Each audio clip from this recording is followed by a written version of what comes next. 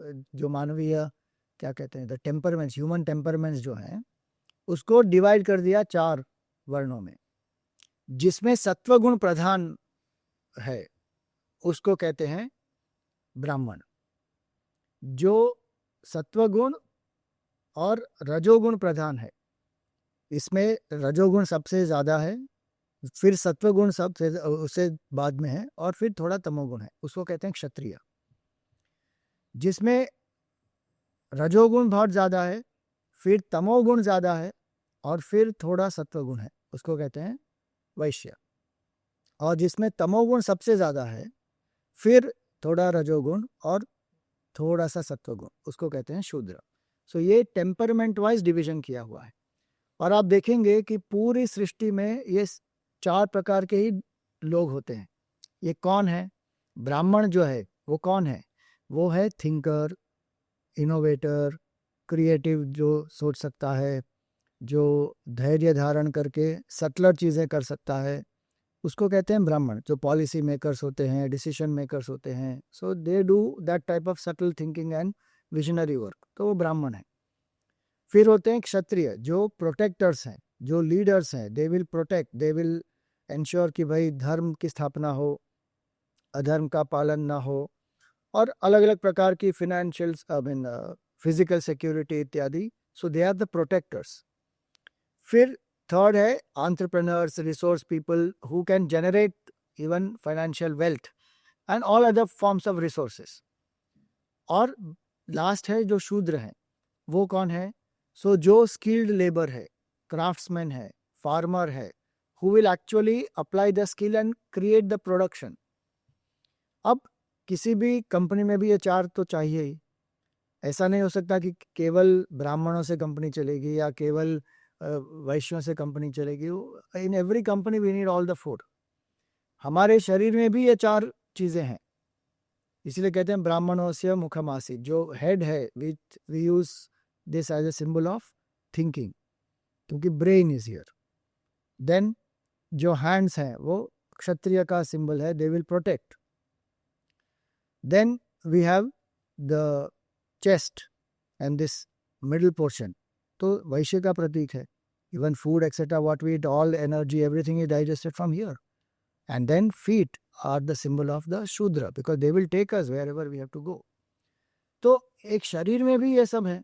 अब कोई ये नहीं कह सकता कि head is greater than the feet, तो क्या फीट को काट देंगे?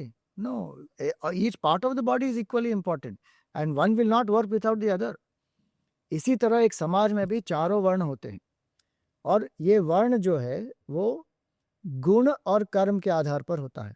तो दैट वाज द वर्ण व्यवस्था, कि व्यक्ति का जब जन्म होता है तो कुछ कर्म लेकर आता है, और जो जो गुण वो अभिव्यक्त करता है उसके आधार पर गुरुकुल में जो गुरु होते हैं वो परख लेते हैं कि ये क्षत्रिय वर्ण हो सकता है, ये ब्राह्मण का टेम्परमेंट है, ये शूद्र का टेम्परमेंट है, और उसके हिसाब से फिर उसको ट्रेनिंग दी जाती है। आजकल जो हम कहते हैं एप्टीट्यूड, आज भी एप्टीट्यूड टेस्ट करते हैं ना लोग, तभी तो पता चलेगा कि भाई मैं कहाँ पर कौन सा करियर चूज करूं। वो एप्टीट्यूड क्या है? They are testing the temperament. आज का एप्टीट्यूड है, उस समय का वो वर्ण था, और उसमें कोई सुपीरियर इन्फीरियर नहीं होता। और जो वैदिक वर्ण व्यवस्था है वो गुण के आधार पर आपका कर्म आप चूज करो, और यू चूज योर प्रोफेशन, और उसमें देयर इज मोबिलिटी। आप देखेंगे बहुत सारे उदाहरण हैं जहाँ पर एक वर्ण का व्यक्ति एक हायर वर्ण में भी जा सकता है या लोअर वर्ण में भी आ सकता है। जैसे आजकल लोग एक करियर चूज करते हैं, बन जाते हैं इंजीनियर, उसके बाद सोचते हैं कि भाई अब मुझे इंजीनियरिंग नहीं करना है, I want to do anything else, stand up comedian शुरू कर देता है वो, बिकॉज उसका ही केम टू अंडरस्टैंड कि भाई माई हार्ट इज देयर। तो वो मोबिलिटी है, वर्ण व्यवस्था में भी वो मोबिलिटी है। तो आप देखेंगे विश्वामित्र जो ऋषि हुए, इतने बड़े ऋषि जिनको गायत्री मंत्र जो गायत्री मंत्र के दृष्टा हैं ऋषि, वो पहले राजा थे, कौशिक राजा, वो क्षत्रिय थे, अब वो बन गए ब्राह्मण। इसी तरह आप देखेंगे चंद्रगुप्त जो है वो धनानंद के पुत्र हैं, एक दासी के द्वारा उत्पन्न हुए हैं, लेकिन वो भी राजा बन गए। तो अलग अलग चीजें ऐसे आप देखेंगे कि जो वर्ण व्यवस्था है, it was a very flexible system, क्योंकि it was not based on birth, it was based on guna and karma. अब उसका डिटीरियोरेशन इस कास्ट सिस्टम में कैसे हुआ? तो जब वो जन्म के आधार पर बन गया तब इट बिकेम डिटीरियोरेटेड. फिर उसको कास्ट कहने लगे लोग, और फिर वो बहुत रिजिड बना दिया कि जो ब्राह्मण के कुल में जन्म हुआ है उसका वो ब्राह्मण है, जो क्षत्रिय हुआ है वो क्षत्रिय है. और उसमें फिर हायरार्की लेकर आ गए कि ब्राह्मण इज द सुप्रीम एंड शूद्र इज द इंफीरियर. अब ये पावर पॉलिटिक्स शुरू हो गई फिर वहां पर, और हर एक वर्ण ने फिर दूसरे वर्णों का शोषण किया है इसमें. अलग अलग समय पर अलग अलग वर्णों ने दूसरे वर्णों का शोषण किया है इसमें. जो ओरिजिनल सिस्टम थी वो बहुत ही फ्लेक्सिबल थी.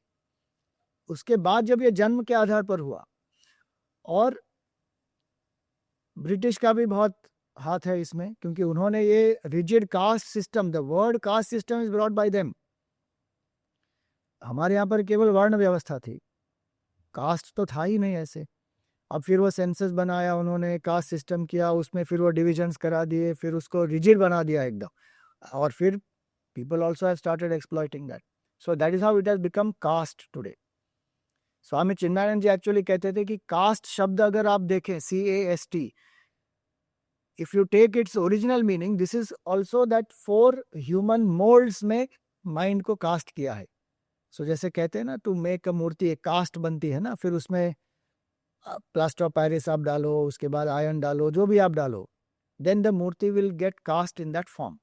इसी तरह ये 4 मोल्ड्स हैं in which the human mind is cast. But caste का प्रॉब्लम ये है कि once a murti is cast, वो एकदम रिजिड हो जाती है, उसको फिर आप बदल नहीं सकते, उसको तोड़ना ही पड़ेगा. Same way caste system has become very rigid. It was not at all rigid, and there was no superiority inferiority in this.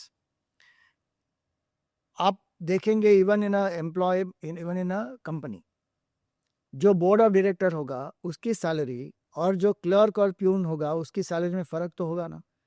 क्या हम ये कह सकते हैं कि ये शोषण है? हम ये नहीं कह सकते. क्यों? क्योंकि वो जो काम कर रहे हैं वो एक अलग लेवल का काम है, ये जो काम कर रहे हैं वो एक अलग लेवल का काम है. तो जिस स्तर का काम जो करता है उसके आधार पर उसका वो रेम्यूनरेशन होता है, simple.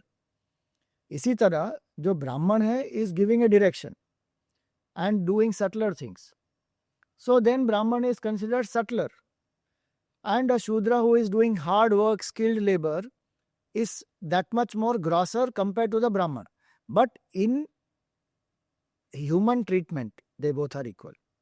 Both deserve to be respected, both deserve all the love, both deserve all kinds of human values.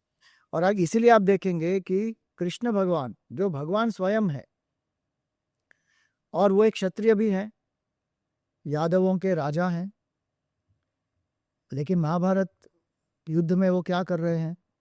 उनको अर्जुन ने बना दिया सारथी. तो हम क्या कहते हैं कि अरे ये तो सूत पुत्र है, ये तो सारथी का पुत्र है. ऐसे जब लोग कहते हैं तो वो लोग ये समझते हैं कि ये तो बहुत निचला काम है. बट ऐसा नहीं है. महाभारत में तो भगवान स्वयं बने हुए हैं सूत. So it is not a lowly thing कि if you do some kind of a skilled work then you are lesser. भगवान स्वयं उसका एक उदाहरण प्रस्तुत कर रहे हैं. तो इसीलिए this was the beauty of वर्ण व्यवस्था कि कोई भी ऊपर नीचे जा सकता है अपने टेम्परमेंट के आधार पर. और आज भी यही एप्लीकेबल है ना. If you choose something based on your birth, कितने माँ बाप जो हैं अपने बच्चों के लिए कैरियर थोपते हैं, बच्चों का वो इंटरेस्ट भी नहीं होता, लेकिन दे पुश देम सेइंग कि नहीं नहीं हमारे खानदान में आज को डॉक्टर नहीं हुआ आज तक, तो तुमको डॉक्टर बनना ही पड़ेगा. अरे but he is not made for that. तो जहां पर ये रिजिड हो जाता है and then you oppress people, then that is wrong. Varna Vyavastha is to make you realize who you are, what are you made for, choose your profession according to that. और इसको कहते हैं स्वधर्म, कि आपका स्वधर्म क्या है. अर्जुन को जाना था युद्ध से कि मैं भिक्षा मांग कर रहूंगा, वनवास ले लूंगा, मुझे युद्ध नहीं करना है. और भगवान उसे क्या कह रहे हैं कि नहीं, तुम उसके लिए तैयार नहीं हो, तुम्हारा कर्तव्य है ये, और ये तुम्हारा टेम्परमेंट है, क्षत्रिय हो तुम, और इसलिए तुम्हें यहाँ पर रहकर युद्ध करना पड़ेगा. और उसे तुम भगवान को समर्पित करो। धर्म के लिए तुम करो, अपने राज्य के लिए मत करो, रिवेंज के लिए मत करो, धर्म के लिए करो, ईश्वर को समर्पण करके करो, और इसी में तुम्हारी मुक्ति भी है। तो ये है वर्ण व्यवस्था, to choose your profession as per your temperament.